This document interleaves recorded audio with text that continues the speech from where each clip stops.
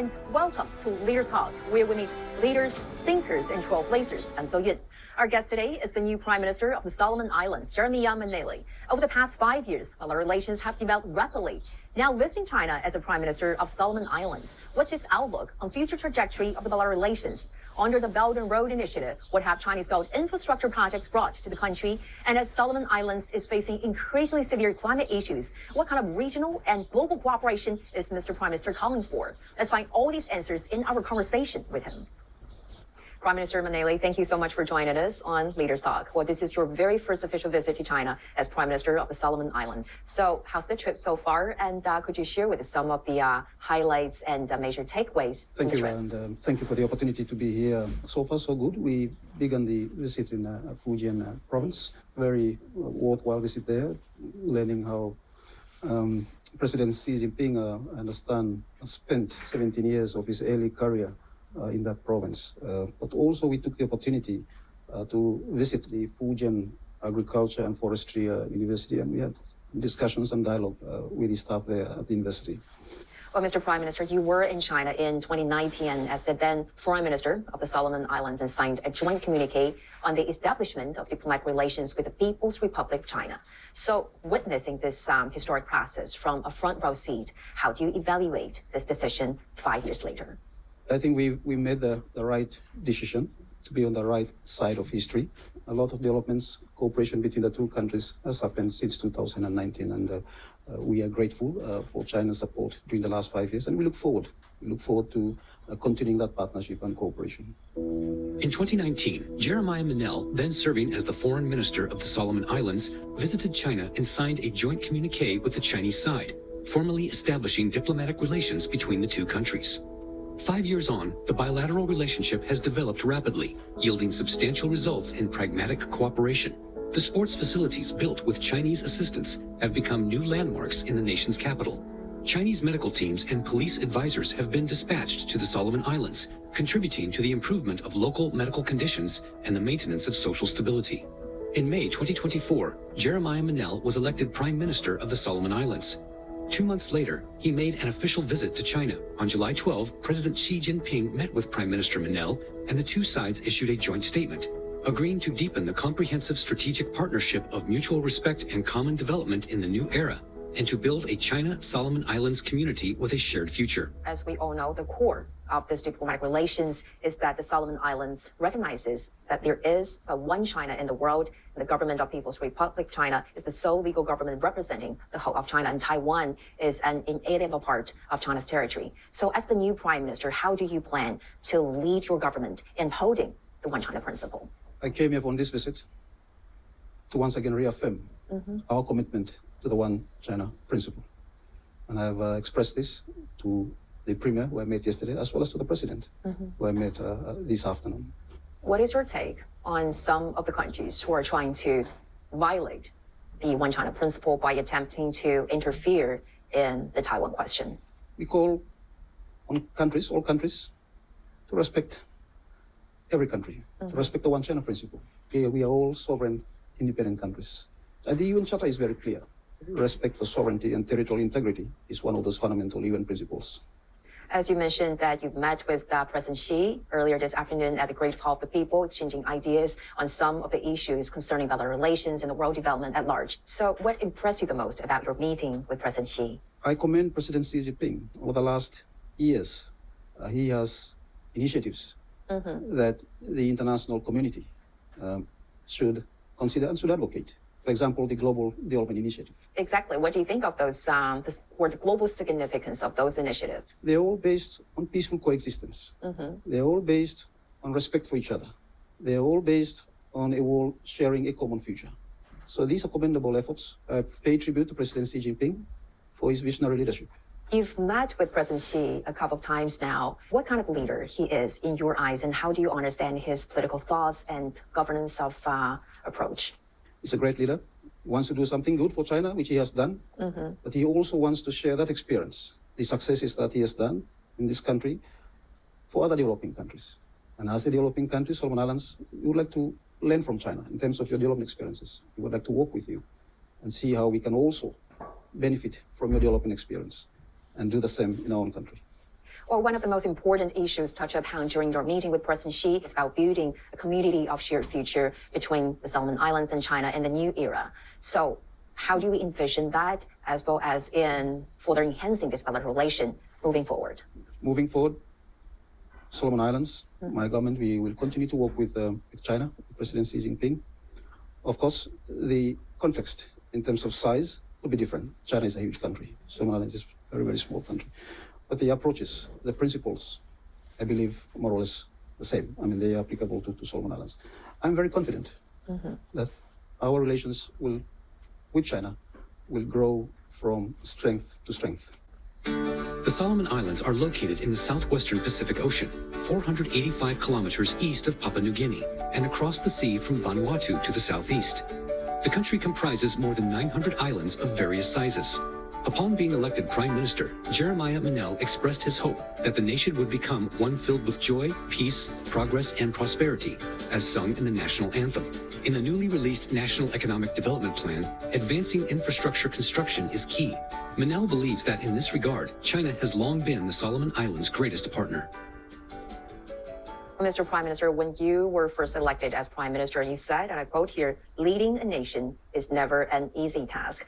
And recently you said in an interview expressing your aspiration for the country to develop into a nation with joy, peace, progress, and prosperity, as foreshadowed in the national anthem of the Solomon Islands. So what is your plan to achieve that mission? That's where reviving and growing the economy is critical. We have to ensure that people have jobs. There are employment opportunities, so that they have income opportunities to have income, so that they can meet basic needs and services. These are important preconditions, basis for joy, peace, and prosperity. Because if they're absent, if they're not there, then it will be very difficult to achieve what is in our national anthem, which itself is our prayer, it's a national prayer. One of the priorities now for your government is delivering an economic plan. And can you share with us, taking this opportunity, about some of the key thoughts that you will put in this national economic plan? And under this framework, what kind of cooperation do you look forward to enhancing with China? What kind of areas, what kind of initiatives do you look forward to? Part of this economic plan is infrastructure building. But so far, China has become our biggest infrastructure development partner. As a country, we need more roads. We need more airstrips. We need more energy. We need more telecommunications. These are important pieces of economic infrastructure. But there is also a need for social infrastructure. Schools, clinics, hospitals will continue to be critical. We have a growing population, so there will continue to be need for more classrooms, more hospitals. So striking that balance is important. But as you know, any country has to create an economic growth that is far beyond or much more higher than the population growth. For us, it's a challenge at the moment. Actually, Solomon Islands joined China's Belt and Road Initiative not long after this diplomatic relations was established. So located on the southern extension of the 21st Maritime Silk Road, what do you think are the significance of the Belt and Road Initiative proposed by President Xi, and what is your take on enhancing the synergies between the Belt and Road and the broader economic strategy of your government? There is a direct link, very, very important for us, the BRI, which we are a part of now. And under the BRI, we already have a number of projects that China is assisting us with. And during this trip, we have also signed an understanding linking the BRI to our national development strategy. So there is alignment in terms of the BRI and the Solomon Islands National Development Strategy 2016 to 2035. Well, climate issues is definitely always at the heart of Pacific Island countries. And you previously said, and I quote, the Pacific Island countries, as well as the Caribbean countries, are and will always be at the forefront of climate events generated through changing global climate systems. So how do you envision enhancing cooperation with China in addressing, pressing issues of climate change, as well as environmental protection? One of the areas that we would like to explore cooperation with China on, as it relates to climate change, especially on the mitigation front, is investments in renewable energy, green energy, solar energy. We need this especially not only in the province, in the capital, Honiara, but also in our provincial centers. So investments in renewable energy are critical in terms of mitigation efforts. If communities have access to renewable energy, then that should increase their chances to meet or achieve some of the SDG targets and goals, the Sustainable Development Targets and Goals. So that's an area that during the visit, we visited one of the Chinese energy companies here, and they're keen to visit Solomon Islands and explore opportunities to set up business there. So what do you think the enhanced ties between the two countries will fit into the broader diplomatic and economic engagement between China and the Pacific Island countries? There are already initiatives that China has spearheaded in consultation with countries in the region. We have the Poverty Alleviation Center, as I made reference to. We have a police college.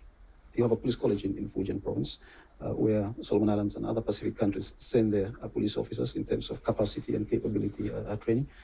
There are also initiatives in terms of national disaster emergency situations where China is also prepared to help.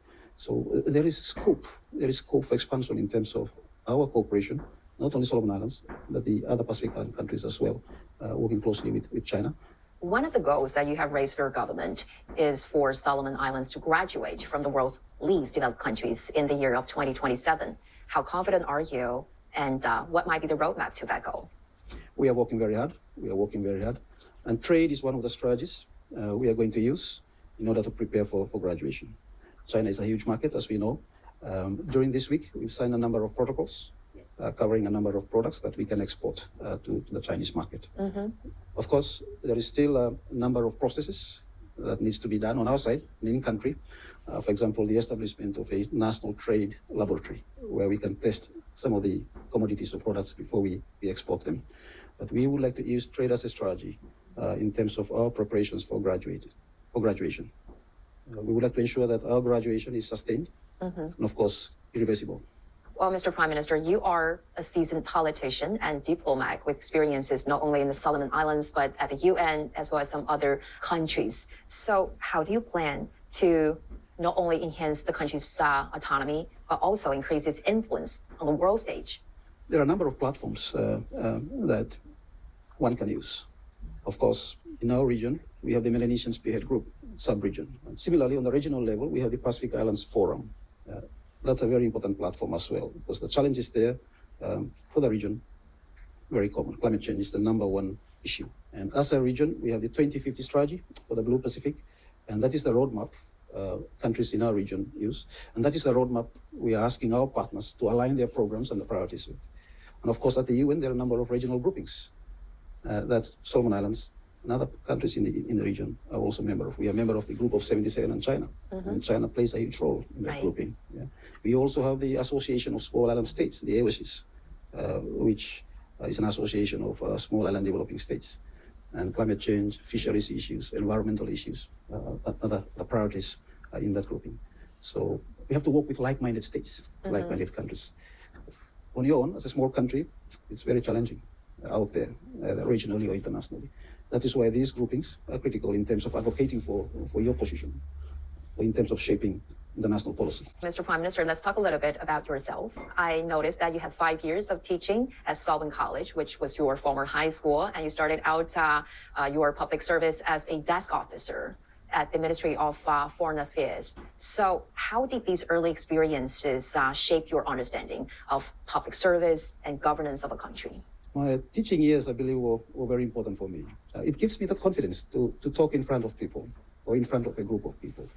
I think I used to be quite a shy guy. Oh, really? But after going through those teaching years, I think that has prepared me quite well for my job later. Of course, then I joined the Ministry of Foreign Affairs and went into some other training and had one posting in New York. But those teaching years were quite critical for me in terms of public speaking, for example. Did your students love you as a teacher? Were they kind of in awe of your teaching? What is it like? Yes, I used to hear very good reports about myself from the students. Basically taught social science and some economics at high school level. It was a great experience teaching. Of course, teaching, as you know, is a noble profession. What teachers impart to students is important. What part do you enjoy the most about being a teacher? And what part do you enjoy the most about being a politician with the Prime Minister of Solomon Islands? Very interesting question. It is. Yeah, very interesting question. Being a teacher is, you're always learning. You're always learning because when teaching while learning. Well, yes, exactly. Because when you teach and when you ask questions, the students respond. And then simultaneously, you also learn. You also learn. Right. Yes. Yeah. What about as a politician, as a Prime Minister now? As a politician, being a politician may not be the best job. It's a stressful job, It's a stressful obviously. job, as we all know. Yeah. But it's also a commitment to serve my constituency, but also my country, Solomon Islands. Being a prime minister, it's an awesome responsibility. It's a challenging responsibility. It's not easy, but it's a responsibility to which I'm committed. As you said, this is a very stressful job, and I heard that you love fishing sometimes in your free time. You love it for fun, or when you fish, there's some thoughts that cross into your mind. What do you love about fishing? I think it relieves me from the stress. I normally go out fishing when I go home for my break, for my holidays. It's a leisure activity that I enjoy very much. And when you're out there in the ocean, in the sea, it's time that you forget about some of the pressures, some of the stress. But the joy of pulling a fish is always there. What kind of issues kept you awake at night? Interesting. Now the challenge is for our government to achieve a 100 days policy and program, but also going forward to do something transformative for Solomon Islands, to make the transformative change, and of course, build that national unity. Transformative changes in terms of? In terms of infrastructure that drives the economy. The economy is stagnant at the moment, and our challenge is to find ways, as I've said, to revive the economy. Well, Mr. Prime Minister, you've been here in China a couple of times now, and you have witnessed the changes and developments of China. What is your understanding of China's path towards modernization? There are lessons that we can learn from China in terms of its development journey and experiences, especially as far as it relates to poverty alleviation. There are initiatives there that I believe can be also done in Solomon Islands. Of course, the national conditions or context could slightly be different, but I think the general approach and principles are there. It's not easy. It takes time. And it also depends on the commitment of people or communities in that area. We would like to move forward, but then the whole country has to come with us. Actually, your visit this time not only coincides with the 5 years anniversary of the diplomatic relations between China and the Solomon Islands. Actually, this year also marks the 75th anniversary of the founding of People's Republic of China. Congratulations to China. Thank you. And what would be your heartfelt wishes to the people and the nation as well? I wish President Cgtn continuing good health, progress and prosperity, and I wish all Chinese people, very hardworking people, all the best as they celebrate the 75th anniversary, but also going into the future.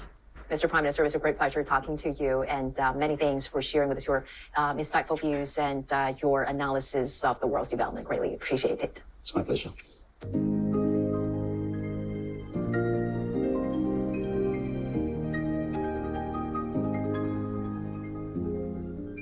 During the interview, Prime Minister Manili once again emphasized that establishing diplomatic relations with China was the right decision made by the Solomon Islands. He looks forward to enhancing cooperation with China in areas such as infrastructure development and poverty alleviation, jointly address global challenges such as climate change, promoting a stable and enduring comprehensive strategic partnership in the new era. With that, we're going to wrap up this edition of Leaders Talk. I'm Zoe reporting from Beijing. Thank you for watching, and see you next time.